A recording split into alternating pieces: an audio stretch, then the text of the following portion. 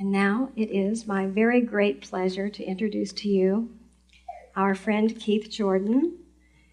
I'd like to tell you just a tiny bit about him. He is a chiropractic physician. If any of you don't know, if you don't, it'd be amazing. He's a chiropractic physician. He is a healer, an intuitive healer.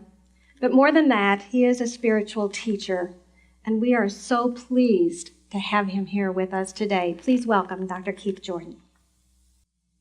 I have to preface today's message because at 9 o'clock it was a message that I did not know what I was going to say. So I'm going to kind of give you a lead-in to what the first one was, and then you'll get to hear the message that they heard. However, it's not the first time I've said the message, so I cannot claim that I didn't know what I was going to say, because God enlightened me to what I was going to say the first time, so I can't claim it to be totally spontaneous. Although, as I told my wife on the way here, I've forgotten much of what I did say, because really I wasn't saying anything, so it'll be what it'll be. The reason I'm sitting is because last night, this morning, at around 1 o'clock in the morning, I started developing a very severe case of food poisoning. And that is the end of the story on that level. The beginning of the story is that about I forget how long it was. Was it as little as 6 weeks ago or 2 months ago that we first started talking? And these two wonderful people came into my office and had an immediate kinship, just knew each other. And I said, I'm going to do something with you, but I don't know what it is. And that's, those of you who know me, that's not an unusual thing for me to say. And they said, well, okay.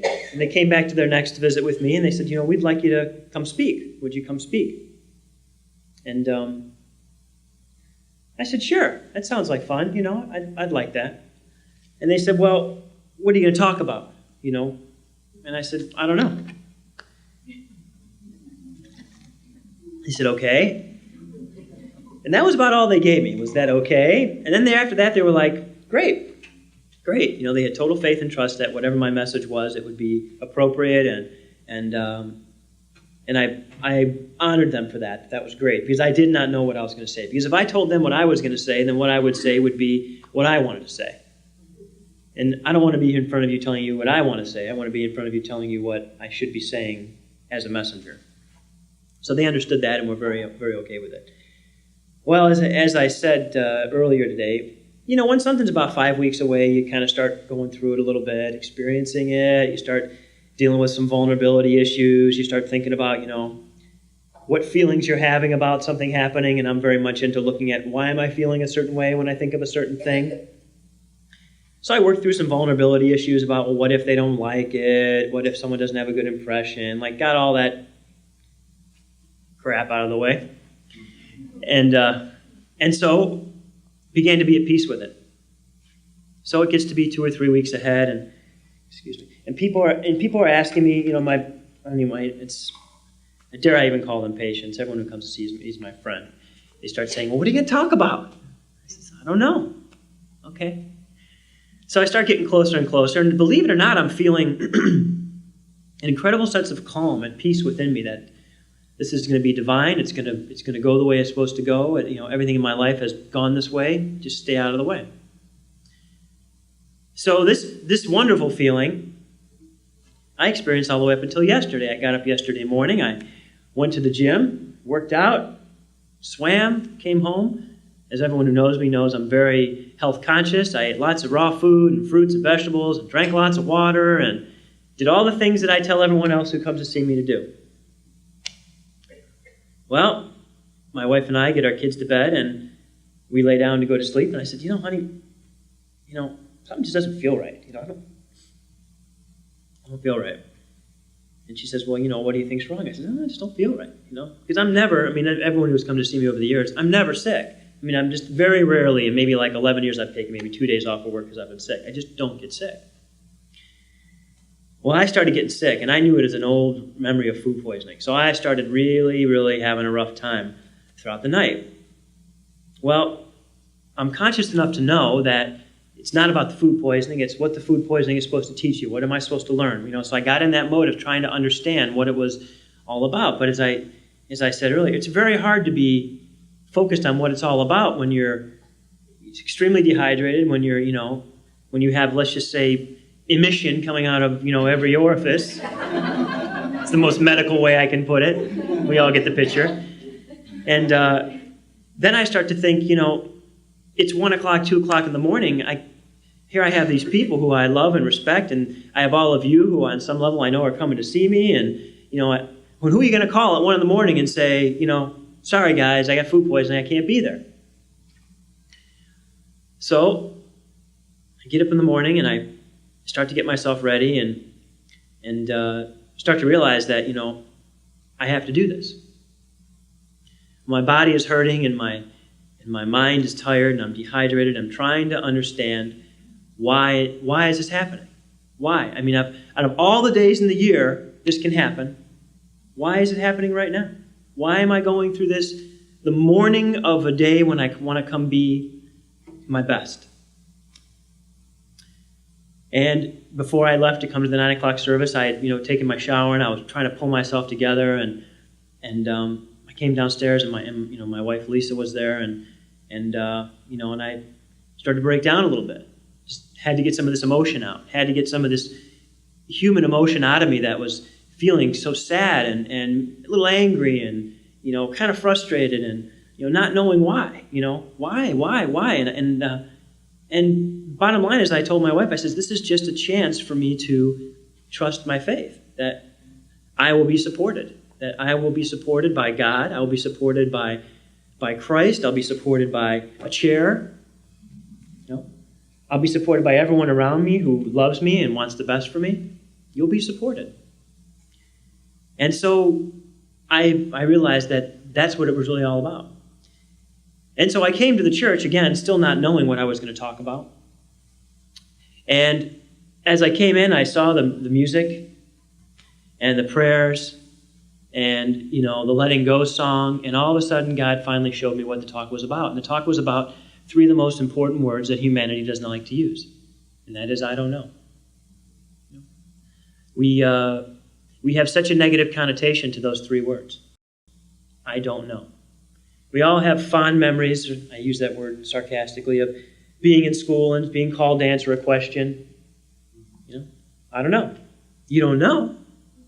I don't know. And there's a certain stigma about that you did not know the answer. That continues to go on in relationships, and someone's having a problem in their life, and you look at them and you want to help, you feel like you should help, and you don't know. What do? I don't know. I don't know. And we associate a lot of negative feelings about that. Or feelings of inadequacy or low self-esteem, or you pick it. And I really realized that the purpose of me speaking about I don't know is that we're not supposed to know. When we're supposed to know something, we know something. That's the beauty of being open to God's love. When you are supposed to know something, you are told that. The problem we have as human beings is that when we don't get that answer, we go out and try and find that answer. And in finding that answer, most of the time, not all the time, we disconnect ourselves from the answer. Because if we don't know what the answer is to how we're going to pay a bill, we start to get kind of fearful, don't we? How are we going to pay this bill? Got to figure it out. God, if I had a penny for every patient who said that word to me every day, I got to figure it out. And I used to think I had to figure it out with them. And I realized I'm not here to help them figure it out. I'm here to help them understand. I'm here to help them accept. I'm here to help them trust and have faith. But it's not about figuring it out.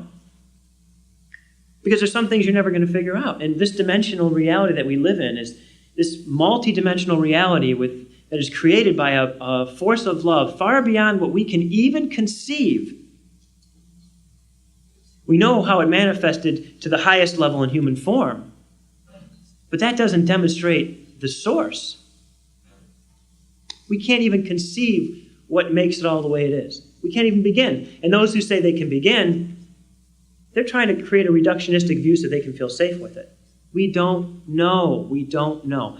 And by trying to know what we don't know, we separate from what we really should be connected with, And we feel alone, and we feel afraid, and we feel fearful, and we don't let go. Because as soon as there's those emotions, especially of fear in there, you are automatically disconnected from everything that makes you feel whole. And as soon as you disconnect from everything that makes you feel whole, you are lost. And you are in a free fall, waiting to experience some type of trauma that will in some way bring you out of that free fall and make you realize that you really weren't falling at all.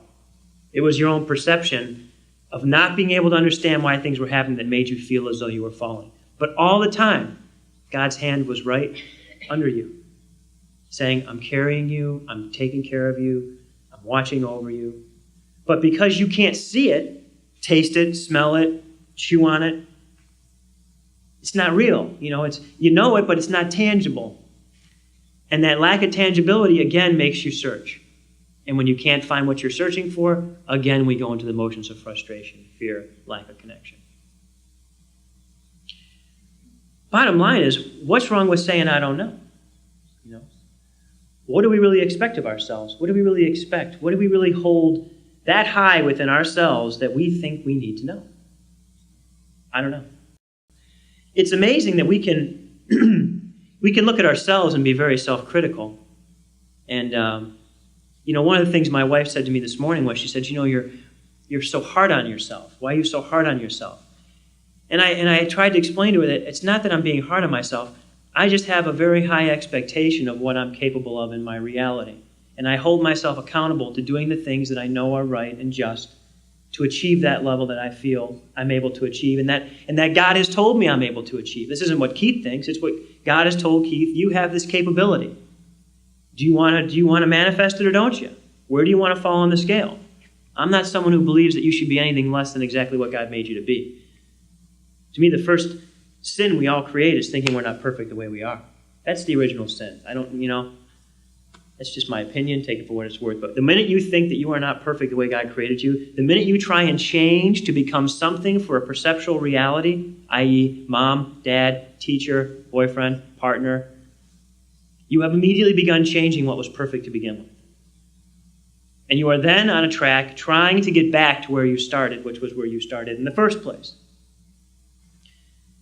Doing everything you can to get in your way of getting back to that. Because if everyone realizes they're perfect and everyone realizes that they're children of God created in the image of perfection and all we need to do is spend our life appreciating and loving what is perfect about us and being able to see that in everybody else and act upon it, tell people we love them, tell them they're perfect even though they don't understand why they're going through hardship. God loves them even though they don't understand why they're losing the job. What would we all have to be so uptight about? What would we all have insecurities about? Because we would be fixing those insecurities amongst ourselves with the help of God and the Christ love within us. There would be no barriers. If we could look at each other as Christ looked at us with that perfect love of God within him, loving us not as a human, but as God looking at us and realizing that, seeing the perfection in all of us and able to do it in human form. God, he doesn't look at you and say, oh, you have this or that, or you're this tall or that short, or you're heavy, or it never even enters consciousness. There's no judgment when you look with the eyes of God. There's only a love and appreciation for the perfection that person represents, and that person represents. There's nothing that gets in the way of seeing them for anything else but that. And if you can't see them for anything else but that, how can you not love them? You're not expecting them to be somebody different than they are because you love them for what they are. You have universal, unjudgmental love, and you have no expectation for what you're doing for that person except to love. And let's talk about emotion. See, I'm changing to something different. What is the only emotion you can feel without suffering any kind of negative consequence within your body or mind? Love. Love. Any other emotion you choose, I can tell you, not like I'm an ancient old soul, although I am in many ways. I've only been, on this planet for 37 years, but I've been around the block a few times. You feel anger, you're messing up your liver. You feel fear, you're messing up your kidneys. You're trying to figure things out, you're messing up your thyroid. Just a few examples. The only emotion that heals all and affects nothing in a negative way is love. So I ask you all to think for a second, why isn't that the first emotion we feel? What I feel, and I believe to be true, is that every emotion we feel is an attempt to feel love.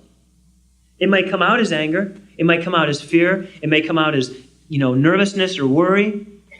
But we are all trying to feel love. We're trying to get that emotion to come out of us. And because we've had certain situations or issues in our life where maybe we weren't shown love, or we weren't we weren't able to feel love, we're working through these barriers, trying to let every emotion we feel be love.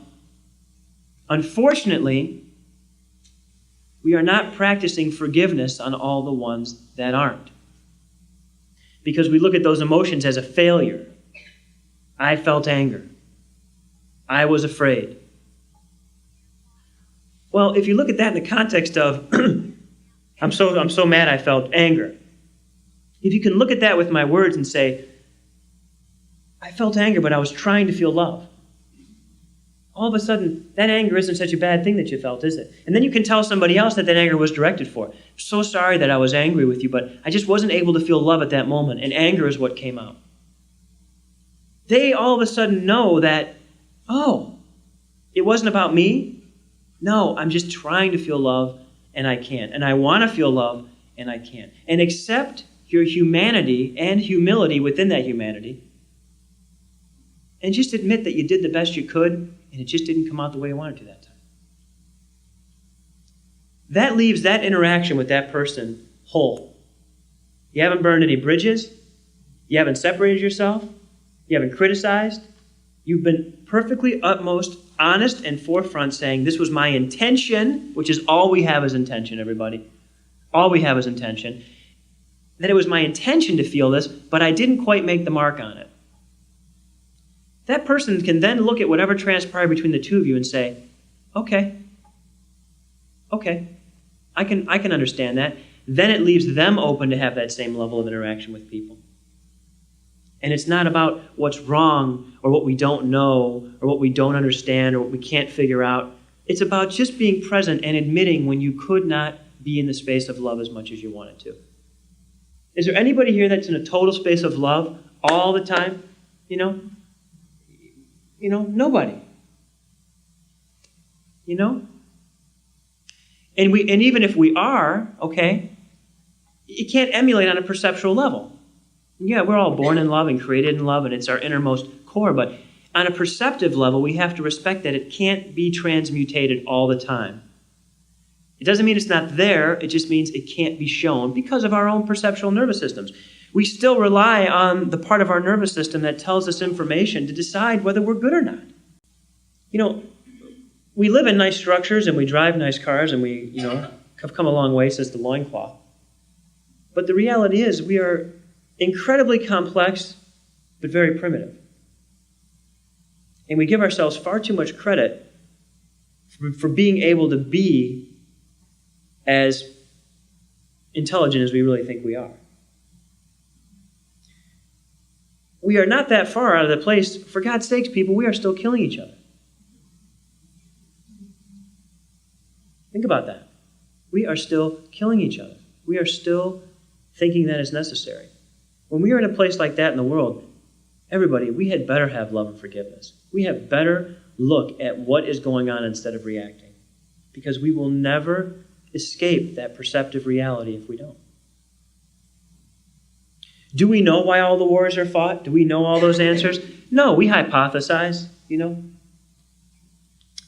I don't hold God responsible for any specific thing that I think is good or bad. However, I do openly admit that I do not know why certain things happen in the world. Case in point, why on the day that I wanted to be, in my mind, important point, healthy and well, that I had to experience food poisoning the morning of the time I came in.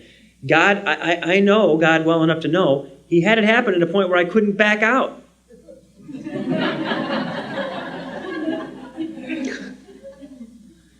And it's ironic because yesterday I was driving to my workout, and I didn't tell my wife this, but I go through very strong undulations where I feel, the Christ energy within me, and I become very emotional, and I feel my body shake, and I keep opening myself up.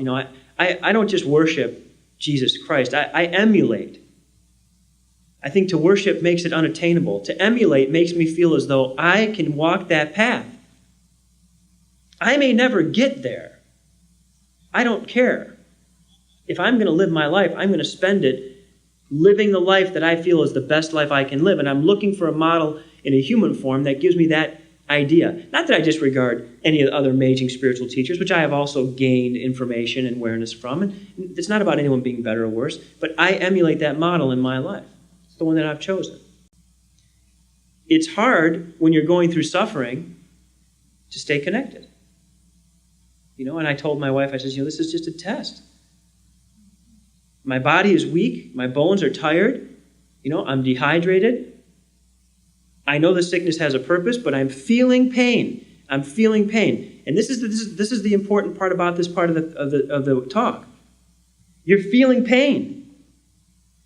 You're feeling pain because you're not getting along with someone you love. You're feeling pain because you have a health condition. You're feeling pain or frustration because your life doesn't seem to be what you think it should be. It's hard to put that pain out of your head. It's hard to realize that pain has some type of purpose that you don't know yet, that you have to learn to understand. It's hard to not just say, oh, God, just get rid of it.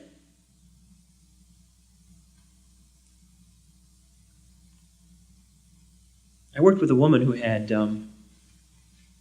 a tumor. And as I was touching her tumor, and everyone who's been unfortunate enough, but fortunate enough to go through cancer and realize there's a message behind it, will realize the power of what came through me when I worked with this woman. And she had this tumor on her arm. And I touched the tumor and I said, I opened my heart and I said, God, tell me what this tumor needs. What does it need? And the voice was very clear and very concise. That tumor needs love. Well, I'm one of you guys here. I'm thinking, okay, I've said some pretty funny things in my life, but I have to tell this woman that she needs to love her tumor. And I said to God, I said, I'm not really, I don't need to know, but I'm having a little hard time, thinking that, I should be telling people to love their cancer. And God said, what do you think there was a lack of that made it start in the first place? And that simple answer just opened up my mind to a whole nother level of what makes us all sick. And I told this woman, I said, we need to really give this love because this tumor is crying out. It's trying to identify itself as something different. It's changed its cells so many times. It's mutated into so many different things to try and be noticed, to try and be loved, to try and be included. And all even her and I were doing until that point, as well as her other doctors were, get rid of it. Any part about yourself you don't like, get rid of it. Cut it out. Don't want to feel it. What's the purpose of that? If we believe in divine order and we believe the reality is created by God and we do have some sort of free will, which I've tried to give up a long time ago because all it did was get me in trouble. Just tell God every day, take the free will thing. Give me your will. I'll do your will. Take the free will. Even swap. We're good. And, we want things to be the way we think they should be. And the change in her face and her affect when I told her she needed to love it, and I told her why. Because it wasn't getting acceptance just being the way it was, so it kept on changing into something else to get acceptance. And it kept on getting bigger and bigger and bigger, trying to scream out to her. The peace she had was just amazing, let alone the peace that I had. Because I truly believe that love does heal all.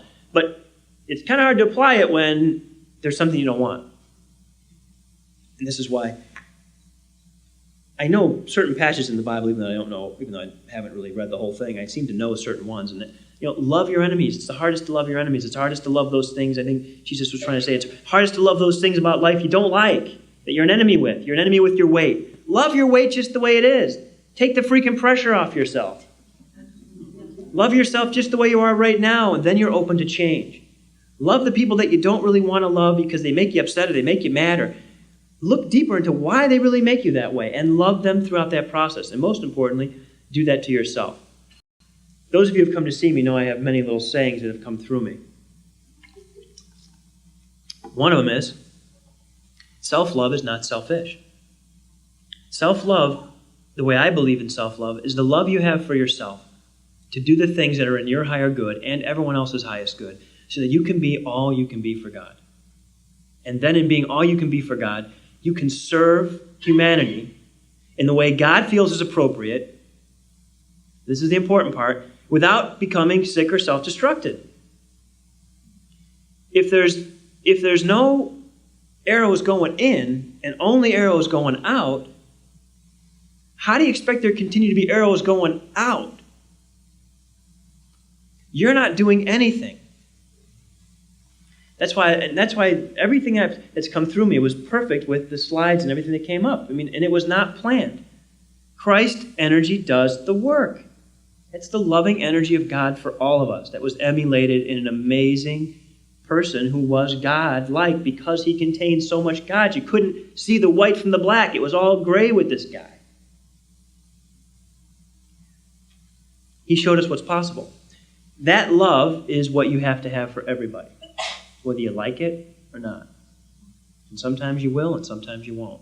It's not about what you like.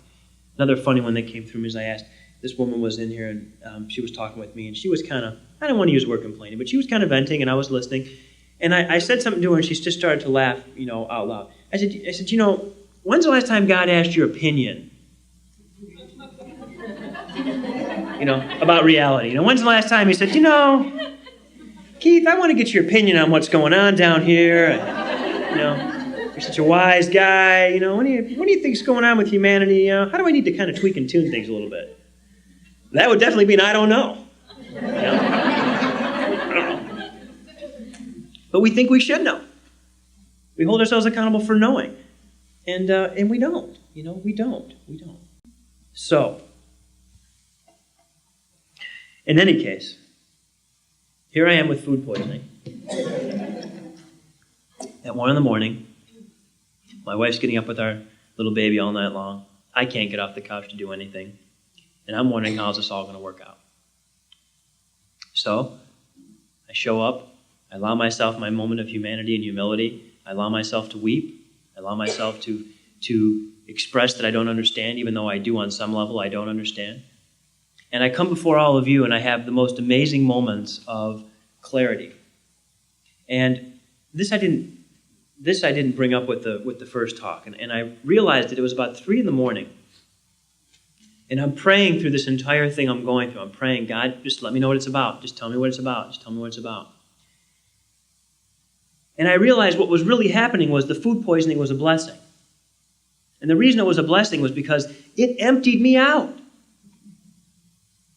I couldn't carry one thing into this church today except what God wanted me to carry. It cleaned me out. I couldn't eat. I couldn't drink except for water. I was 100% open and purified by that. And because of that, I was able to be who I needed to be for all of you. And for God, of course. It was just something God needed to do to get me out of my own way. Just clarify me.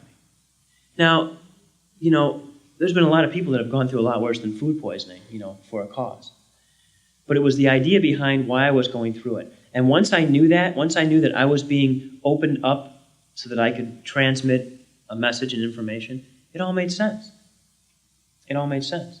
And it was something that I embraced. I didn't understand. It still hurt. I was still in pain. But when you know why, you can indulge it. Once I realized it wasn't food poisoning, it was food blessing, then it was much easier to understand, and I could deal with it.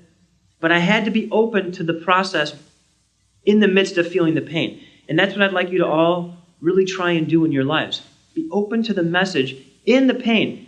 I see so many people, and they do wonderful in retrospect. They'll look back at something and say, geez, that was divine order. I lost that job. That woman was driving me nuts anyway. I got a new job that pays me more. I love the people I work with. See, it was all great. But the problem with that is that you go through that momentary or many moments, whether it's moments, months, years, doesn't matter, of uncertainty, distrust, and destructive energy reproduction prior to that peace being put in place. That isn't faith. That's waiting for the right outcome. That's kind of like know when you're gonna take the next card when you know you have an ace and the next card's a 10. You're not putting yourself out there. Everyone has to step up. Embrace God and faith and trust in the moment of the pain, in the moment of the suffering, in the moment of what doesn't feel like it could possibly be right in any way. Embrace it.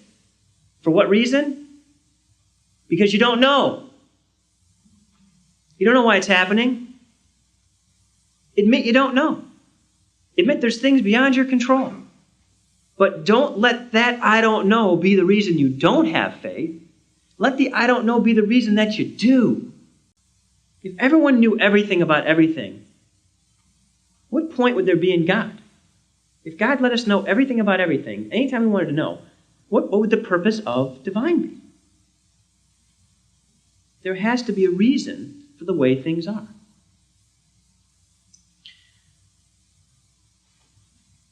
Another component of this is that we look to commiserate and be validated by those around us. We depend on each other for this. We depend on each other to help tell us that we're good or not good, pretty or not pretty, and worthy or not worthy. And a long time ago, I found this to be utterly useless. Why? Because, first of all, most of the time the people we're asking to validate us or validify us or tell us that we're wonderful or loving or caring or a child of God, they don't even know it themselves. How can you honestly expect someone to validate you when they can't even validate the fact that they're perfect, struggling to realize their own perfection? I mean, it's an unrealistic expectation for me to expect somebody who's not in the same place of spiritual development, and there's no wrong place, than I am, to say, oh, you're all this. It's impossible. And you're being unrealistic, and in fact, you're actually being a bit foolish and causing problems. Because they can't do it for themselves. Stop expecting people to be something they can't. Look at people with your God eye. Look at them with this intuition that God gave you, this amazing gift. Look at them, and look at them for who they are, and love them and accept them for just who they are, and expect them to be that person every single day of your life, and you'll never be disappointed. And when your intuition changes and they become somebody different because of an enlightenment they went through, because of a closeness with God they felt, because of an awakening of the Christ energy within them, you will know that and you will see it as plain as you're seeing me in front of you. Then you can adjust your expectation. But not until then. Then you will never be expecting people to be what they are not, and you won't go through all the pain and heartache, disappointment, and fear of rejection, and everything else that people go through because they keep expecting people to realize that they're perfect even though they're not. People have a very hard time being validified within God. Because if they do, it's done. Well, tell everyone. Everyone out there, peace is boring for all of you guys. It's boring. For everything to be good and peaceful and nice and no fun in that. I can't react. I can't go into compensatory measures like eating and drinking. You name it. How do I rationalize all my improper behaviors if everything is good? I don't know. But at the same time, we can look at, a work of art. We can look at the sunset or the sunrise. We can look at the stars above us. We can look at, this is the important one. We can look at a newborn child. And we can say, it's perfect. Oh, it's perfect. I can see God. It's perfect. I can see God all over my world right now. And you look in the mirror, and you don't see any of it. You don't have the right to criticize yourselves. Let me get that off your backs. You don't have the right to criticize yourselves. You don't know enough about what makes you, what keeps you alive, what created you, to say there's something wrong with you. You can be open to God showing you how to become a better person, how to walk the righteous path. You can be open, but you don't have the right to criticize yourself in the meantime. Because you don't know enough to criticize yourself. And if you don't know enough to criticize yourself, you definitely don't know enough to criticize anybody else. You have no choice but to spend every day accepting the perfection that you are. And if you could spend a little bit of time doing that every day, You'll end up spending a lot of time doing that every day.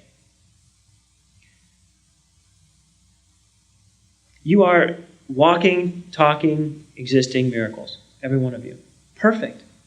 Perfect, just the way you are. As hard as that is to believe, trust me, you are. And it's your inability to accept that perfection that causes every one of your problems in your life. I'm a very simple person. I ask God for very simple answers. Not always easy to achieve, but simple to understand. If there were not one thing about yourself that you did not love, you would be in heaven, right here. It's right here for you to experience. In closing, I would like to make everybody aware of the fact that God does not make mistakes. Everything in you, about you, in your life, whether it be food poisoning or food blessing, is perfect. Give yourself a break. Allow yourself to be a human with humility and say you don't know. In saying you don't know, you do not have to disconnect from God until you do. You can be patient and wait for the answer to come. And it always will, and it will always make sense, and it will always help you grow in a way that you never thought you were capable of growing. And once you receive that information, you are responsible for that information and for living up to that information, not by self-criticism, but because it is you being all you can be for God, and that is the purpose of life. Why are we here? We are here to become everything that God knows and we doubt we can be.